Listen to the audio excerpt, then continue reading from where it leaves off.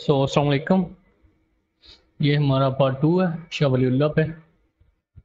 Part 1 में मैंने आप लोगों को इसका एक ब्रीफ इंट्रो दिया, देन इनका फिर अर्ली लाइफ थी, फिर एक हिस्टोरिकल बैकग्राउंड को हमने बहुत अच्छे तरीके से किया।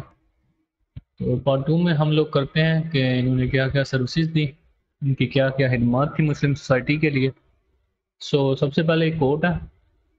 इनका ऑब्जेक्ट क्या था? इनका ऑब्जेक्ट ये था कि उन्होंने सबसे पहले ये किया कि जो मुसलमानों के अंदर जो खराबियाँ थी उसको ठीक किया, और जो इनको एक्सटर्नल इंक्रोचमेंट हो रही थी उसको रोकने की कोशिश की।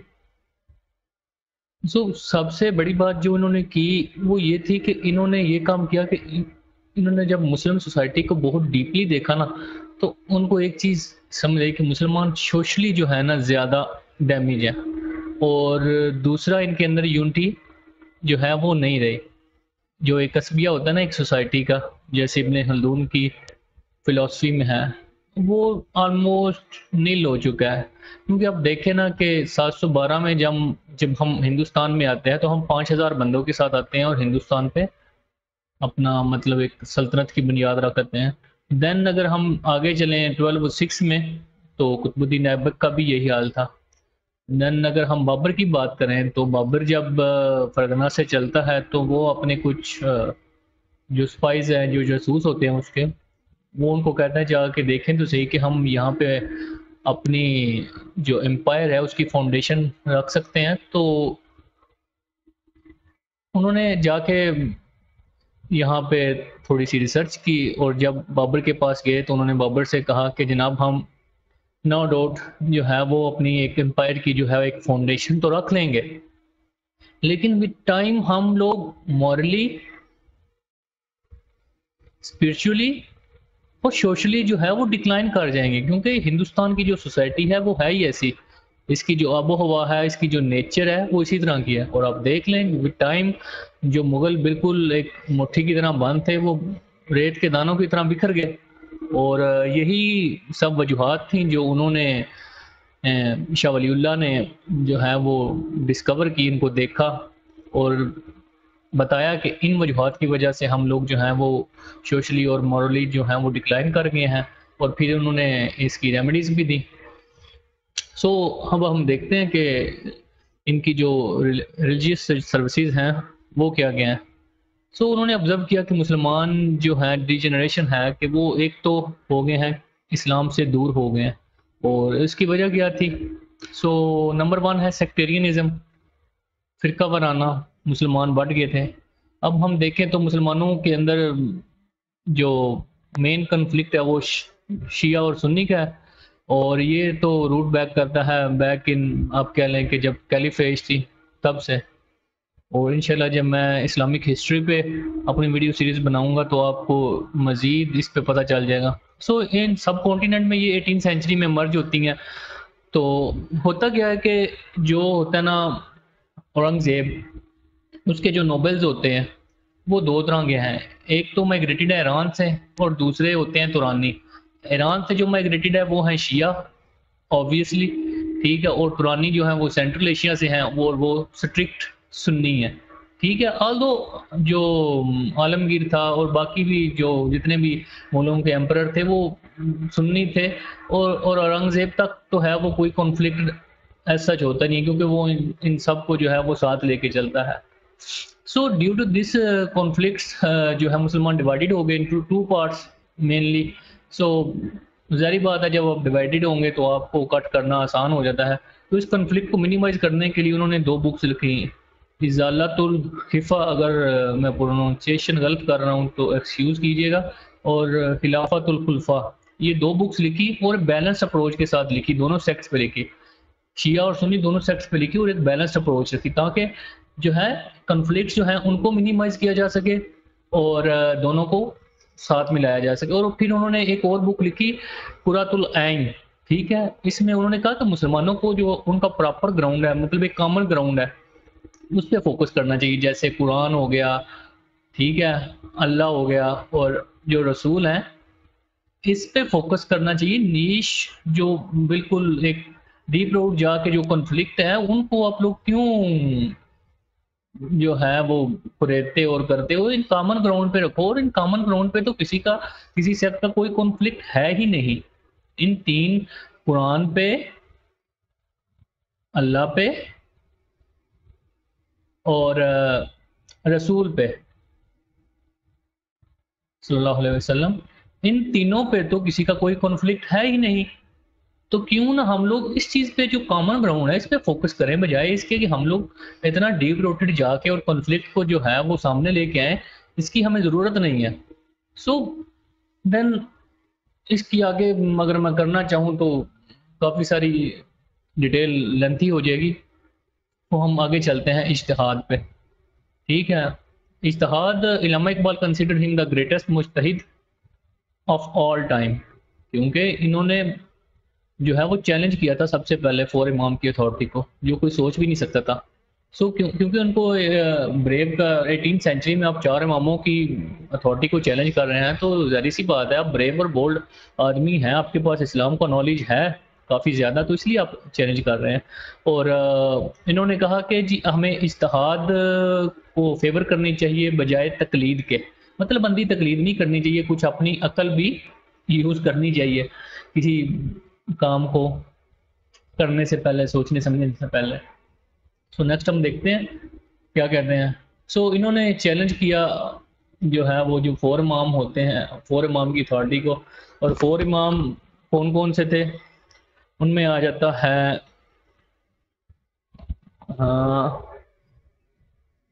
और ये फोर इमाम कह लें कि डिफरेंट पार्ट्स में जो है ना वो फॉलो किए जाते थे, डिफरेंट पार्ट्स में, दुनिया के मुख्तलिफ हिस्सों में। जैसे इमाम शाफी जो हैं, इनको मदीना में फॉलो किया जाता था ज़्यादा। मैं ज़्यादा की बात कर रहा हूँ कि ज़्यादा इमाम शाफी को मदीना में, ठीक है। और इमाम मालिक को अफ्रीका में, इमाम शाफी और इमाम मालिक को अफ्रीका में किया जाता था। और देन अगर हम बात करें इमाम हम्बल की, अहमद बिन हम्बल की, तो इनको कह लें कि सेंट्रल एशिया में ज़्यादा फॉलो किया जाता था। और इमाम मालिक अबू हनीफा, नो डाउट इनको सब कॉन्टिनेंट में ज़्यादा जो है वो फॉलो किया जाता है। सो ये चारों दुनिया के डिफरेंट पार्ट्स में बैठे हुए थे और डिफरेंट तरीके से इस्लाम को इन्होंने थोड़ा सा इंटरप्रेट करने की कोशिश की। ज़ाहिर बात है, सबके माइंड जो हैं वो एक तरह से तो नहीं ना सोच सकते, हर किसी का माइंड एक अलग, एक पहलू को, एक जो इशू है उसको एक डिफरेंट तरीके से लगता है। तो इन्होंने एक डिफरेंट तरीके से, एक डिफरेंट अप्रोच से जो है वो मसाइल को जो है उन्होंने इंटरप्रेट किया। तो इस वजह से मुसलमानों में जो है, जो आम पब्लिक है, उसमें काफ़ी ज़्यादा डिफरेंसेस पैदा हो गए, क्योंकि हम लोग जिसको फॉलो करते हैं फिर उसी को जो है फुल एंड फुल अथॉरिटी समझते हैं। तो अगर चारों लोग दुनिया के डिफरेंट हिस्सों में बैठ के इस्लाम को डिफरेंट तरीके से इंटरप्रेट कर रहे हैं, तो ज़ाहिर सी बात है उनके अंदर एक माइनर सा डिफरेंस तो होगा। ठीक है, अब 1258 में इज्तिहाद का दरवाज़ा हो जाता है बंद। ठीक है, अब 1258 में बंद हो जाता है दरवाज़ा, और कहते हैं कि कोई भी इन चार इमामों की जो अथॉरिटी है उसको चैलेंज नहीं कर सकता। लेकिन शाह वलीउल्लाह ने कहा नहीं, अगर कोई बंदा, किसी के पास एक सर्टेन क्वालिटीज़ हैं, तो वो इज्तिहाद कर सकता है। ठीक है, वो इस्लाम को इंटरप्रेट कर सकता है, क्योंकि विद टाइम आप देखो ना, काफ़ी सारी चीज़ें चेंज हो गई हैं। जो 14वीं और 15वीं सदी में चीज़ें थी, वो 18वीं में ज़ाहिर बात है कुछ ना कुछ इनोवेशन, कुछ ना कुछ चीज़ें नहीं आई होंगी। अब 20वीं और 21वीं सदी में कई सारी चीज़ें ऐसी हैं जिसके लिए आपको उलमा के पास जाना पड़ता है, पूछना पड़ता है कि हमें ये काम कैसे करना है, क्या ये काम ठीक है, नहीं ठीक है। तो इज्तिहाद तो आपको करना पड़ रहा है। रोज़े में कई सारे मसाइल आ जाते हैं, जैसे आप किसी को इंजेक्शन लगना हो, इस बारे में काफ़ी सारी चीज़ें, क्योंकि पहले तो नहीं थी। जैसे-जैसे आएँगी चीज़ें तो आपको ज़ाहिर बात है कुछ ना कुछ तो करना पड़ेगा ना। अगर हम देखते हैं इज्तिहाद, फिर उन्होंने कहा कि आप सर्टेन क्वालिटीज़ आपके पास हैं तो आप इज्तिहाद कर सकते हैं। और कुरान में भी है, सूरह बकरा की आयत है कि ये कुरान हमने सिर्फ़ और सिर्फ़ एक ज़माने, एक लोग या एक खित्ते के लिए नहीं नाज़िल किया, बल्कि हमने पूरी दुनिया के लिए नाज़िल किया, पूरी दुनिया के पूरे इंसानों और पूरे जहानों के लिए, और आने वाले तमाम ज़मानों के लिए, आने वाले तमाम ज़मानों के लिए। तो इसको स्टैग्नेट करना कोई अच्छी बात नहीं है, क्योंकि अगर एक मक्का की एक खातून, मक्का की एक लड़की ऊँट की सवारी और ऊँट चला सकती है, तो 21वीं सदी की लड़की भी गाड़ी चला सकती है। No doubt it. So then आ जाता है वहदतुल वजूद एंड वहदतुल शहूद। ये सूफीज़्म की बातें हैं और इसमें भी ये सुन्नियों में ज़्यादातर फॉलो होता है ये चीज़। और 2 टाइप्स के इसमें भी ग्रुप्स थे। एक जो है इब्नुल अरबी स्कूल ऑफ थॉट से थे, ठीक है? और ये तो वहदतुल वजूद को ही मानते थे कि अल्लाह की मैनिफेस्टेशन है हर चीज़ में, कोई चीज़ का किसी का वजूद नहीं है, बाकी सारी चीज़ें ज़िल्ली हैं, उनका मतलब कह लें कि अल्लाह का बस उनमें साया है, वो चीज़ें असल में वजूद नहीं रखती। सो लेकिन वहदतुल शहूद उन्होंने जो है कहा कि नहीं, कि ये जो है आप कह लें कि खुदा की मैनिफेस्टेशन है तो सब चीज़ों में, लेकिन इसको ऐसे कहना कि किसी चीज़ का कोई वजूद नहीं है, अपना हर चीज़ का एक वजूद होता है। सो ये चीज़ कहने की कोशिश की, उस वजह से भी सुन्नियों में भी काफ़ी ज़्यादा ना कॉन्फ्लिक्ट आ गए थे इस चीज़ को लेके, वहदतुल वजूद और वहदतुल शहूद को लेके। और वहदतुल शहूद के जो थे वो ऑर्थोडॉक्स, जो कह लें कि इब्न अरबी school of thought, another word typically minded Orthodox थे दूसरे, ठीक है? इस्लाम एंड अल्लाह, इनका मतलब कह लें कि डिफरेंट एंगल था। जैसे मैंने आपको अभी बताया गया, कहते थे कि अल्लाह का वजूद है हर एक चीज़ में और लेकिन दूसरी चीज़ों का कोई वजूद नहीं है। जैसे आप कह लें कि कोई भी और चीज़ है दुनिया के ऊपर, इंसान है या कोई भी, इनका वजूद नहीं है, सिर्फ़ अल्लाह का इनमें साया है और इनका हकीकी कोई वजूद नहीं है। लेकिन उन्होंने कहा कि नहीं, अल्लाह का ये पार्शियली रॉन्ग भी है और पार्शियली ठीक भी। अल्लाह का जो है वो खुदा तो दिलों में बसता है, कहते हैं ना, खुदा होता है, लेकिन ये कहना कि एक चीज़ का वजूद नहीं है, ये गलत है। हर चीज़ का एक वजूद होता है। सो इसके लिए इन्होंने डिफ़रेंस कम करने के लिए इन्होंने तरीक़त हाँ, हज्जतुल बलागा बुक लिखी है, ठीक है? उसमें उन्होंने इस चीज़ को एक अच्छी तरीके से जो है वो इंटरप्रेट किया है। ये इनका एक बहुत अच्छा वर्क है और यही सबसे ज़्यादा फ़ेमस इनकी बुक भी है, हज्जतुल बलागा। सो इन्होंने कहा कि सूफ़ी ऑर्डर जो है वो तरीक़त पे बेस करता है और तरीक़त जो है वो डायरेक्टली शरीयत है, ठीक है? सो इन्होंने हाँ, और नेक्स्ट जो बोल्ड स्टेप था वो उन्होंने की translation of Quran in Persian. देखें, अब कुरान सब कॉन्टिनेंट में अरबिक में था और नेटिव लैंग्वेज थी आपकी पर्शियन। अब लोग पढ़ते तो थे कुरान पाक, लेकिन उनको समझ कोई नहीं आती थी कि क्या करना है, और इसके लिए वो किसके पास जाते थे? एक उलमा या कह लें कि मुल्ला कह लें, उनके पास जाते थे। अब खुदा की करनी ऐसी देखें कि ज़ुल्म की इंतहा देखें आप लोग, कि उस दौर में पूरे-पूरे गाँव में एक कुरान पाक की कॉपी होती थी, ठीक है? एक कुरान पाक की कॉपी होती थी और वो भी सिर्फ़ मौलवी के पास, ठीक है? अब जिसने भी कोई मसला पूछना है, जिसने भी कुछ करना है, तो उसने मौलवी के पास जाना है और उससे कहना है कि जी हमें ये मसला बताएँ, हमें इसका तर्जुमा बताएँ, ठीक है? अब इन्होंने क्या बोल्ड स्टेप लिया, इन्होंने कहा जी नहीं जी, अब हम करेंगे ट्रांसलेशन करेंगे कुरान की, ताकि लोगों को समझ तो आए कि कुरान पाक का मैसेज क्या है, ठीक है? कुरान पाक का मैसेज जब तक, क्योंकि कुरान एक पैगाम है ना, किताब तो है, लेकिन इसमें क्या है? अल्लाह ताला का पैगाम है।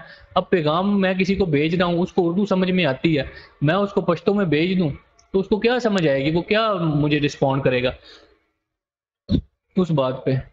तो उन्होंने कहा कि हम जी पर्शियन में इसको ट्रांसलेट करेंगे ताकि लोगों को समझ आए, और ये काफ़ी बोल्ड स्टेप था। इसके लिए मुल्ला साहब इनके खिलाफ खड़े हो गए, जी ये तो बहुत बड़ा कुफ़र कर रहे हैं, ये तो बहुत बड़ी नाइंसाफ़ी हो जाएगी। अब जब भी देखें ना, जब भी मुल्ला क्लास को कोई ना कोई टू बी सॉरी कोई ना कोई उनको चैलेंज करेगा ना, वो कहेंगे जी ये तो इस्लाम को होता है डायरेक्टली। अब ये देखें, अकबर के ज़माने में ना तोहाइफ आते हैं, ठीक है? तो उसमें एक प्रिंटर होता है और एक होता है हुक्का। अकबर साहब हुक्का रख लेते हैं और प्रिंटर वापस कर देते हैं। फिर आप ऑटोमन एम्पायर की हालत देख लें, 1743 में प्रिंटर ऑटोमन एम्पायर में आ जाता है, ठीक है? और ये ऑन रिकॉर्ड है। और 1792 तक ये लोग सिर्फ, I think if I am not wrong, तो 42 बुक्स प्रिंट होती हैं, और जबकि यूरोप में इंतहा की सैकड़ों बुक पब्लिश होती हैं, सैकड़ों क्या हज़ारों होती हैं। और 1740, क्योंकि मुल्ला ने इस पे फतवा लगाया हुआ था कि जनाब ये तो कुफ़र है, अगर आप इसको यूज़ करते हैं ये तो इस्लाम के खिलाफ है। आप इस्लाम, अब प्रिंटर यूज़ करने से इस्लाम को क्या खतरा है? क्योंकि इनको पता था कि जब लोगों को समझ आएगी, ट्रांसलेशन आएगी, कुरान पाक ज़्यादा आएँगे, तो इनकी तो अथॉरिटी जो है वो चैलेंज हो जाएगी, इनके पास कोई नहीं आएगा। तो इन्होंने कुछ ना कुछ तो फतवा करना था ना। आई एम सॉरी अगर मैं ये चीज़ें कह रहा हूँ, ये हकीकत है, और हकीकत जो है ना, अगर आप हिस्ट्री पढ़ेंगे तो आपको बड़ी तकलीफ होगी कि आपके साथ क्या क्या मजाक होते रहे हैं। सो और हाँ, एक और चीज़ मैं आपको बता दूं कि हमारे इधर पाकिस्तान में एक जीओ हैं, अब उनका नाम मेरे ज़हन में नहीं आ रहा। आई थिंक उनका नाम था मोहम्मद असद। ठीक है, मोहम्मद असद उनका नाम था, एक जीओ है। और पहले जब पाकिस्तान बना था तो वो माइग्रेट करके पाकिस्तान आ गए थे, पहले इंडिया में थे और फिर मुसलमान हो गए, और फिर इस्लामिक रिसर्च जो हमारी कमेटी है उसके मेंबर भी थे। और उन्होंने एक ट्रांसलेशन की कुरान की इंग्लिश में, ठीक है, ट्रांसलेशन की। और उसका ट्रांसलेशन में उन्होंने इसका नाम क्या रखा ट्रांसलेशन का, द मैसेज। अब समझ आइए आपको, द मैसेज। ठीक है, अब द मैसेज में क्या वो बताने की कोशिश कर रहे हैं कि इस्लाम ने हमें और कुरान ने हमें एक मैसेज दिया है, हमें उसे समझने और पढ़ने की ज़रूरत है। सो नेक्स्ट हम चलते हैं, द मैसेज ऑफ कुरान, ये उनकी ट्रांसलेशन का नाम है। देन उन्होंने कहा जी स्ट्रेस ऑन, उन्होंने कहा जी मॉडरेशन पे। उन्होंने कहा कि एक्सट्रीम ओपिनियन को, उन्होंने कहा कि जो है ना एक्सट्रीम ओपिनियन एक चीज़ पे, वो आप लोगों को जो है वो कह लें कि वो स्टेगनेशन की तरफ ले जाते हैं। ठीक है, स्टेगनेशन होगी तो आगे कुछ होगा ही नहीं। कोई भी चीज़ अगर स्टैग हो जाती है तो उसमें से बू आने लग जाती है। ठीक है, उन्होंने कहा कि एक्सट्रीम ओपिनियन नहीं चलेंगे। फिर उन्होंने कहा कि ब्रॉड आउटलुक होनी चाहिए, बैलेंस्ड ओपिनियन होना चाहिए। और फिर जो है उन्होंने बैलेंस इंट्रोड्यूस कराने की कोशिश की, जैसे मैंने ऊपर डिस्कस किया हुआ 4 स्कूल ऑफ थॉट्स में। फिर वहीदो उज़्मा इनके बारे में कहते हैं कि अगर हम उनके ओपिनियन, उनकी अप्रोच देखें, वो इतनी लिबरल है कि पता ही नहीं चलता कि ये कौन से स्कूल ऑफ थॉट से बिलोंग करते हैं। सो मेरे नज़रिए में भी यही अप्रोच होनी चाहिए, आपको इस्लाम को एक लिबरल वे में इंटरप्रेट भी करना चाहिए और देखना भी चाहिए। ये नहीं है कि मैं सुन्नी हूँ तो मैं तो जी इधर ही रहूँगा, शिया हूँ तो मैं तो इस लाइन से पार ही नहीं जाऊँगा। ठीक है, आपको सुन्नी शिया के कॉन्फ्लिक्ट से निकल के आपको एक पहले नंबर पे मुसलमान होना पड़े। और अगर आपके पास, आप कहते हैं ना कि मैं सुन्नी और मैं शिया हूँ, और आपकी जो है वो इतनी आपके अंदर हिम्मत है और ताकत है, तो रोज़े महशर आप पैगंबर के सामने कहिएगा कि मैं मुसलमान हूँ लेकिन मैं तो सुन्नी मुसलमान हूँ। ठीक है, और मैं तो मुसलमान हूँ ना, और मैं तो शिया मुस्लिम हूँ, और मैं मुसलमान हूँ और मैं अहले हदीस मुसलमान हूँ। तो अगर आपके अंदर इतनी हिम्मत और करेज और ताकत है तो आप इस तरह कह के देखिएगा, लाग आपको समझ जाएगी। हमें सबसे पहले क्या होना पड़ेगा, मुसलमान, और सबसे पहले इंसान, एक अच्छा इंसान बनने की कोशिश करनी चाहिए। तो आप देख लें कि जो 18th सेंचुरी में हम लोगों के अंदर बुराइयां और जो सब कुछ था वो अभी भी है, अभी भी प्रिवेल करता है। नेक्स्ट अब हम देखते हैं, उन्होंने कहा कि स्ट्रेस ऑन जिहाद। ठीक है, जिहाद पे उन्होंने कंसंट्रेट करवाने की कोशिश की कि मुसलमानों की जो लास्ट ग्लोरी है वो इसी में है, जिहाद में। अगर आप लोग करना चाहते हैं, नेक्स्ट अगर आप देखेंगे तो फिर जिहादी मूवमेंट भी स्टार्ट होती है, और शाह इस्माइल आई थिंक इनके ग्रैंड सन थे, उन्होंने जिहादी मूवमेंट भी स्टार्ट की थी। फाउंडेशन ऑफ इंस्टीट्यूशन, आप इन्होंने काफ़ी सारे मदारिस बनाए जहाँ पे इस्लामिक लर्निंग होती थी लोगों की। और प्रैक्टिकल स्टेप, मतलब ये नहीं है कि बातें की, उन्होंने प्रैक्टिकल स्टेप भी उठाया। दारा रहीमिया है जो आई थिंक अभी भी लाहौर में इसकी एक ब्रांच है जो इनके वालिद के नाम पे, अब्दुल रहमान, मैंने पीछे भी आपको बताया था।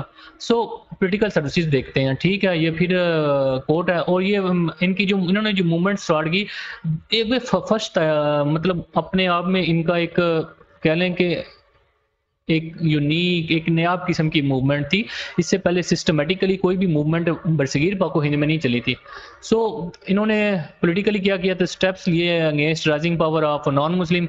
तो नॉन मुस्लिम में अगर देखें तो सबसे पहले जो थे मराठा थे, क्योंकि औरंगजेब साहब तो 25 साल दक्कन में लड़ते रहे हैं मराठों के खिलाफ, और नाकामी रही, और इस तूफान को उन्होंने जो है वो थाम नहीं सके। और अगर हम देखें जो मराठे थे वो महाराष्ट्र से थे, और महाराष्ट्र आप कोई भी तहरीक उठा के देख लेना, आरएसएस की हो या एक और इनकी तंजीम है शिवसेना, वो भी महाराष्ट्र से इसका ताल्लुक है। और गांधी को जिसने मारा था गॉडजे, ठीक है, वो भी इसी इलाके से था और इसी मुस्लिम दुश्मनी में मारा था उसने। इन्होंने अब्दाली के कहा कि जो माइंड इज ड्यूटी, उन्होंने कहा कि आप मुसलमान हैं तो मुसलमानों को बचाना और उनकी डिफेंड करना आपका जो है वो फर्ज है, और आप आएँ और आप इन मराठों को कुचलें। फिर जार्स और सिक्स भी थे, इनको थ्रेड पे मतलब इनके थ्रेड जो थे उनको इनसे उन्होंने वाकफ भी करवाया और कहा कि इनको जो है वो कब कैसे करना है। उन्होंने पहले ही देख लिया था कि नादिर शाह जो है वो ईरान का इन्होंने तो लूट लिया है बिटरली, तो अब्दाली साहब एक ओनली ऑप्शन है, तो उन्होंने अब्दाली साहब को बताया। सो देन आ जाता है बिट्रेयल ऑफ पॉलिटिकल लीडर्स। अब हम देखते हैं कि बिट्रेयल ऑफ पॉलिटिकल लीडर्स कैसे थी। मैंने आपको बताया ना कि 712 में हम लोग आ गए थे, 5000 बंदों के साथ हमने इस सल्तनत की बुनियाद रख ली थी, तो हमारे दरमियान असबिया था, मुसलमान बिल्कुल बिट्रेयल नहीं थी उनके अंदर। देन कुतुबुद्दीन ऐबक, ठीक है। फिर हम लोग देखते हैं बाबर। जब तक इनके पॉलिटिकल लीडर स्ट्रांग थी तो ये जो है वो कहीं भी नहीं जा रहे थे, किसी की हिम्मत नहीं थी मुसलमानों की तरफ देखें। अगर हम आगे देखते हैं, एक और वाकया है, आई थिंक इख्तियारुद्दीन खिलजी। इख्तियारुद्दीन खिलजी 200 बंदों के साथ आता है और बंगाल पे काबिज हो जाता है, ठीक है। और ये जो था वो शहाबुद्दीन का जर्नैल था, इख्तियारुद्दीन खिलजी, ठीक है। इख्तियारुद्दीन खिलजी शहाबुद्दीन का जर्नैल था।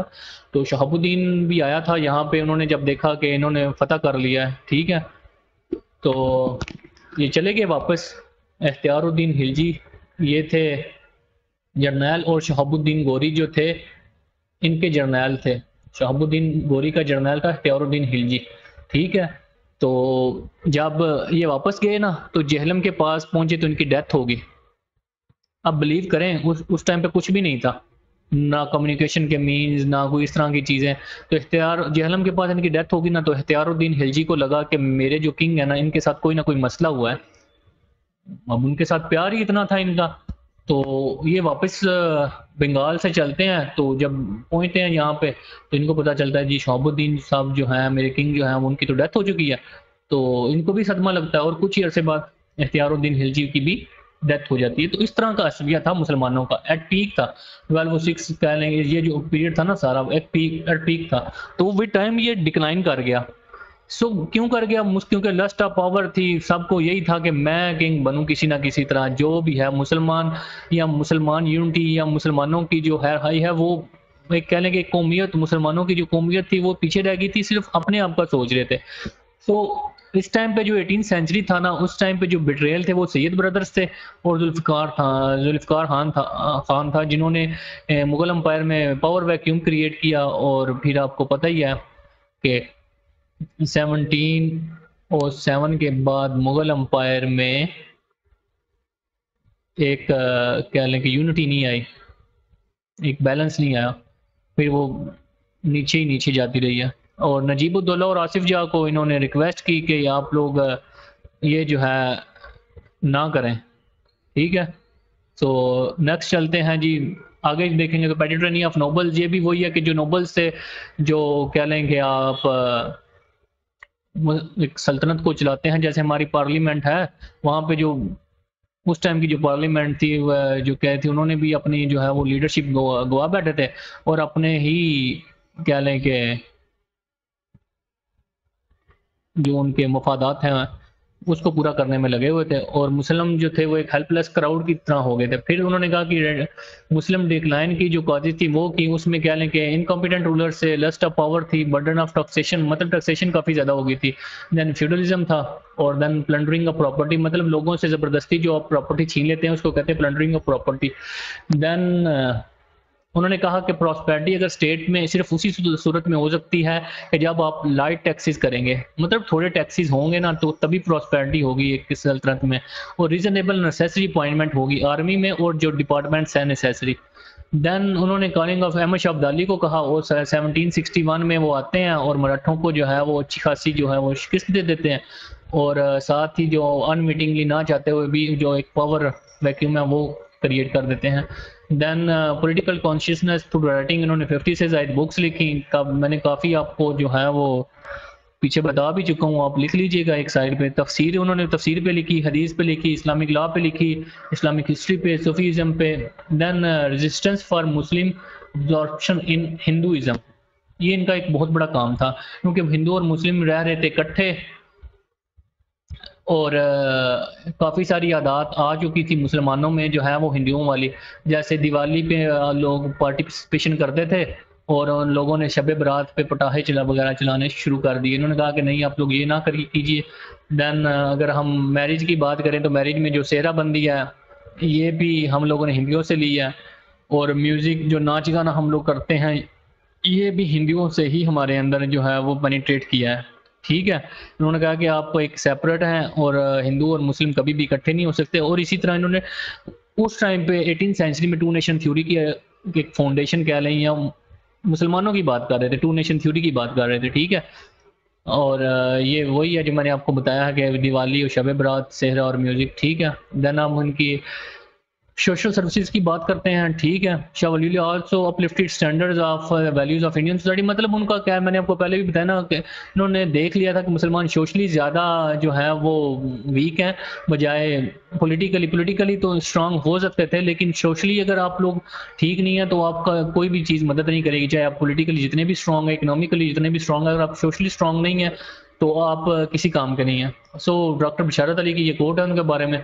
देन फ़क्रुल निज़ाम का इन्होंने निज़ाम दिया सोशल में। उन्होंने कहा कि जी नहीं, हमें एक स्ट्रिक्ट निज़ाम चाहिए, एक फुल फ्लेड्ज रेवोल्यूशन चाहिए, ताकि मुस्लिम सोसाइटी जो है वो एक अपने जो उसका जो ग्लोरी था, जो लास्ट ग्लोरी है, वो उसको अचीव कर सके। सो इन्होंने फिर मैसेज किया कि ड्यूटीज़ के बारे में, आप लोगों की जो ड्यूटीज़ हैं, जैसे किंग की, गवर्नरों की जो ड्यूटी है, तो उन्होंने कहा कि आप अपनी ड्यूटीज़ करें, जैसे नोबल्स थे, उलमास थे, ट्रेडर्स थे, कॉमन मैन थे।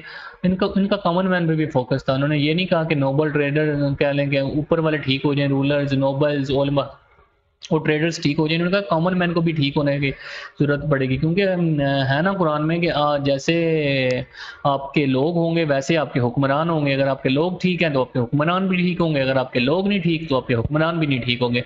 सो हुक्मरान अपनी आवाम की नुमाइंदगी करते हैं, तो इसमें रोने वाली ज़रूरत नहीं है कि इमरान खान ने करप्शन कर दी या इसने क्या लें नवाज शरीफ ने, जरदारी ने। तो ये हमारी कौम का ऊपर जो वबाल है वो हमारे अपनी गुनाहों की वजह से, अपनी कोताहियों की वजह से। सो हमें खुद को ठीक करने की ज़रूरत है, ना कि किसी और की।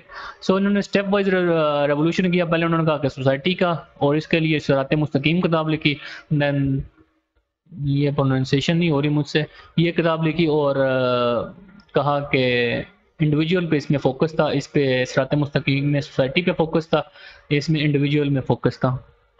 सो नेक्स्ट हम चलते हैं, इन्होंने स्टडी ऑफ सोसाइटी भी की। ठीक है, स्टडी ऑफ सोसाइटी की। इन्होंने एक कहा कि मुसलमान क्या कि सोसाइटी जो है वो रेसिप्रोकल नीड्स पे बेस करती है। रेसिप्रोकल नीड्स मतलब मेरी एक बंदे की और नीड्स हैं, दूसरे बंदे की और हैं, तीसरे की और हैं, तो रेसिप्रोकल मुसलमान क्या कहते हैं कि हर बंदे को एक इंडिविजुअल एक स्किल में जो है ना वो पीक करना चाहिए, वो उसको आनी चाहिए, क्योंकि आप सारे काम तो एक साथ नहीं ना कर सकते, आपको स्टेप वाइज चलना पड़ेगा। तो उन्होंने कहा कि सोसाइटी जो है रेसिप्रोकल नीड्स पे काम करती है, और ये फिलॉसफी वही है जो प्लेटो और एरिस्टोटल की है। ठीक है, कॉन्सेप्ट ऑफ जस्टिस जो है प्लेटो का, ये वही है कि जो बंदा जिस चीज़ में माहिर है उसको वही काम करना चाहिए।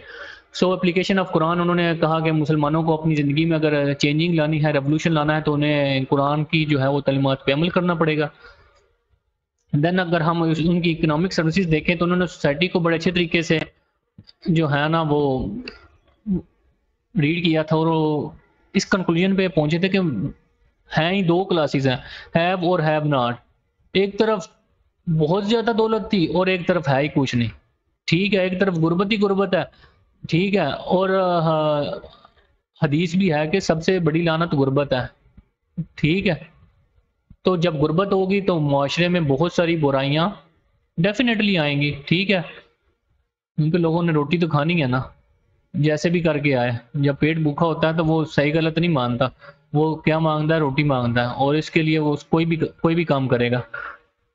देन उन्होंने कहा कि मुआशरे में जो है वो इकोनॉमिक सर्विसेज इस तरह से दी कि बैलेंस्ड कह लें कि इकोनॉमिक इकोनॉमी होनी चाहिए, ये नहीं होना चाहिए हैव और हैव नॉट। इसके लिए उन्होंने काफ़ी सारे स्टेप उठाए, और हज्जतुल बलागा अगर आप उसकी उनकी एक बुक पढ़ें तो उसमें हर तरह से उन्होंने जो है ना वो इकोनॉमी को इंटरप्रेट करने की कोशिश की है। बट अफसोस ये है कि भी जिस भी सिविलाइजेशन की जो है ना ताकत ज़्यादा होती है, इकोनॉमी स्ट्रांग होती है, आर्मी स्ट्रांग होती है, उन्हीं के फिलासफरों को डिस्कस किया जाता है। जो डोमिनेटिंग क्लास होती है उन्हीं के फिलासफरों को डिस्कस किया जाता है।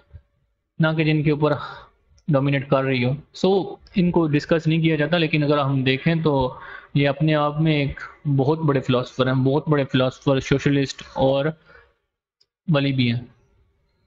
देन अगर हम देखते हैं इनकी लेगेसी पे आ जाते हैं, तो अगर हम देखें बिलीफ और ट्रेडिशन जो हैं बरसगीर पाको हिंद के, तो अभी तक जो हैं वो नेशनल करैक्टर क्या है पाकिस्तान का, तो ये उनसे काफ़ी इन्फ्लुएंस है शाह वलीउल्लाह का इस पे, ठीक है? क्योंकि मुस्लिम ब्रदरहुड और क्या लें कि जो मुसलमानों की बात है, मुसलमानों की यूनिटी की बात है, मुसलमानों को उनके मज़हबी ड्यूटी है वो याद दिलवाने की बात है, ये सारा कुछ पाकिस्तान में है, ठीक है? फिर इनको इमामुल हिंद भी कहा जाता है। देन सिराजुद्दौला और टीपू सुल्तान ने को ट्राई की कि मुसलमानों की एम्पायर जो है वो इंडिया में हो, लेकिन वो फेल रहे।